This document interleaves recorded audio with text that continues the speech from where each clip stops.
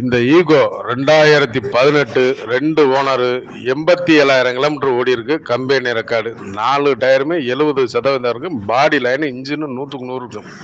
இந்த வண்டியில ரீப்ளேஸ்மெண்ட் அந்த பம்பர் கிட்ட சின்ன ஒரு கோடு இருக்கு. அதுதான் அந்த ரீப்ளேஸ்மெண்ட். மற்றபடி வண்டி நல்லா சுத்தமா இருக்கு.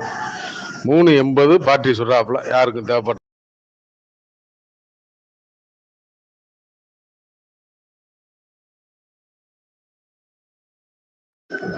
இந்த ஈகோ 2018 2 ஓனரு 87,000 கிலோமீட்டர் ஓடி இருக்கு. கம்பெனி ரெக்கார்டு 4 டயருமே 70% இருக்கு. பாடி லைன் இன்ஜின் 100க்கு 100 இருக்கு.